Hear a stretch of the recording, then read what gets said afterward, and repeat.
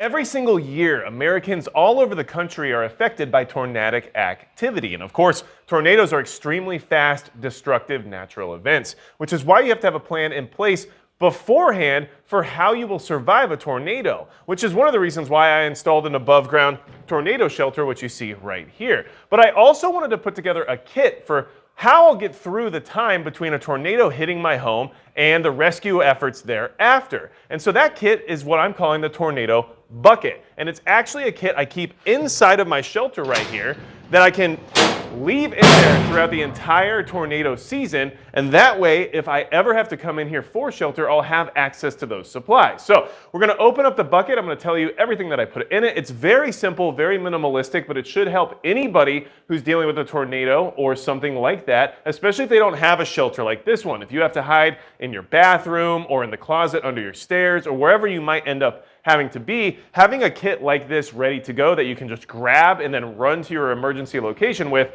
could be a game changer for surviving the after effects of a tornado. So I do want to mention Midway USA is the biggest supporter of the channel. Thanks to them, I can get out here, put out videos like this one, and just so you know, they actually carry above ground storm shelters like the one you see right here. So let's get into the tornado bucket, and that way you can get some ideas about what you might want to have on hand, and you can give me feedback in the comments below based on what you think I should add or what I don't need or anything along those lines.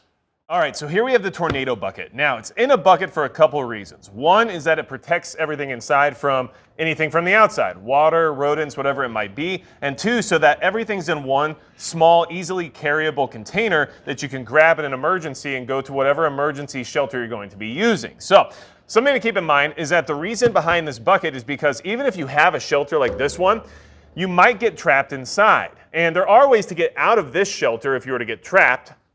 So one thing to keep in mind with this shelter is that you actually keep a wrench stored in it that allows you to remove these emergency panels you see right here in case the door becomes obstructed and you can't get out through the door.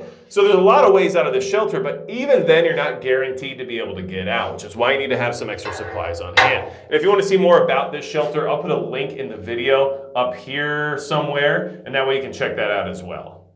But even then, you might still not be able to get out. So you need some additional sustenance just in case. So let's go ahead and open this up. All right. And everything's stacked in here in the sense of priority for what you might need right away post the emergency of this tornado. And then everything below it would be for if you were trapped for longer than you expected and you needed some additional sustenance. So here we have a first aid kit. Now this is actually a built kit from Refuge Medical. They make excellent first aid kits. I have links to them in the description as well as in the pinned comment, but this is a very good first aid kit, but it's very minimalist. You could put a lot more first aid supplies in here if you wanted. It all just depends on what you find to be important. This one has, tourniquet, quick clot, it has gauze, compression bandages, all the stuff you would expect from a first aid kit, but not a lot of supplies in here. Obviously, it's a little bit of a smaller package. So you could upgrade this if you wanted, but in general, you need to have some sort of immediate first aid kit. So that's in here and that covers that just in case of an injury or something happening. Of course, we're talking about a tornado, so that's a very likely scenario. Now, next is going to be, well, for my particular situation, I have this little power bank that also is a light. So let's see here. Turn that on for you.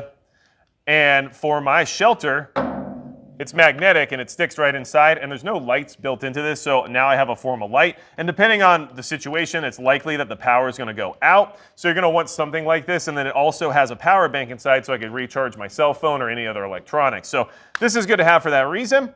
And then this is the electronics package. Now this is kind of like an SOS package. And what do I mean by that? Well, first off, in here we have a radio. Now this is a Baofeng, so this is technically a ham radio, but this is my alternative method of calling for help if need be in order to verify whether or not someone's coming in the sense of a rescue. If I don't have cell service or my phone's dead or whatever it might be, this gives me some other way of reaching out for assistance. And of course, it's connected to things. It has the weather band already dialed in, which we're not going to get any signal for right now apparently, but that's okay.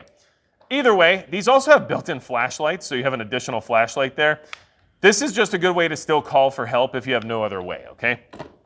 Then we're going to go into this part of the pouch. Oh, right here we have an emergency whistle. And that's just mostly for the fact that if we're inside and there's rescue crews around, but maybe they haven't figured out that we're here yet, use the rescue whistle. It's a little bit louder than just screaming and yelling, and hopefully you can get somebody's attention, right? So we'll open this up. And in here, I've got the good old-fashioned crank radio, just a NOAA emergency weather radio. But these are nice. So what this really is for this particular kit is a way to easily listen into the weather station while also being able to be a power bank. So this is a power bank that I can charge my cell phone with. I can charge this radio with it if I need to. I can charge a flashlight, which, by the way, is in here as well, because having a flashlight could be important, especially if it's very dark, right? So we have a flashlight in here along with the flashlight that's built in on this, which I think I have a little bit of redundancy when it comes to flashlights at this point, but either way, this is mostly a power bank, but it also works for listening to the weather and trying to figure out what's going on around you. It has AM, FM capability as well, including that weather band. And like I said, mostly it's because it's a power source, so you have a hand crank, so you can generate power that way if you need to. You should have it already charged before you put it in the bucket. And then if it's dead for some reason, you have the ability to still make more power, right? So we really need to have our cell phones with us in these situations. We got to be able to call for help. And then if your cell phone's dead or whatever, at least this way you can keep it going for longer if need be. And I would make sure you have ways to keep everything charged. So not only do I have those power banks, but I have all the necessary cables in here as well. So we have USB-C, we have the Baofeng cable, and then we also have a USB mini right here. Okay, or is that a micro? I think it's a micro. There we go. So that's the communications SOS pouch is what I'm calling it for this, okay? Then we've got a couple MREs. Now we're down to sustainment, where things are taking longer than we expected when it came to a rescue or whatever it might be. So we have some way to eat a little bit of food. Now, I'm not planning on living inside the shelter, so I just want some food mostly for comfort, right? So if my wife and kids are stressed and just hungry and want something to snack on, this allows them to feel a little bit better during that time period of waiting for a rescue. So that's why these are in here. This is not to survive off of for, the next 2 weeks while living inside of a shelter. It's just for comfort. And then water. So right now I've got 12 water bottles in here. Now I could throw a gallon of water in instead, or put a few gallons of water in the shelter too, but the whole point of this kit is that it's for everybody, not just for my particular situation where I have this big metal shelter that I could store a bunch of stuff in. This would be good for anybody in an apartment, in a house, or wherever you might be where you don't necessarily have a dedicated shelter. Well, now you have 12 bottles of water ready to go, which means everyone can drink, especially if things are taking a long time. You're staying hydrated and you can get yourself through that emergency, right? And for my family, I have a family of 5. 12 bottles of water will definitely at least keep everybody hydrated for a limited amount of time. And other than the water bottles, the only other thing inside the bucket is actually this bag. And the reason this bag is in here is so that way I can empty the bucket of all the supplies, and if everyone ate their MREs and drank their water bottles, well, they're probably going to have to use the bathroom at some point. And you can line this bucket with this bag, and people can go to the bathroom in it, and then you can tie the bag off and at least have some form of keeping everything contained while not just destroying the shelter you're staying in with human waste, right? I know it's a gross thing to have to consider, but it is something worth considering. And that's all that's in the kit, because this is supposed to get me through a tornado, not the end of the world, not through some type of nuclear apocalypse. Like, this is just so if I get hit by a tornado and I get trapped inside the shelter that I took, then I'm going to have some sort of supplies on hand to mostly call for help and possibly treat any wounds that anybody sustained in the process.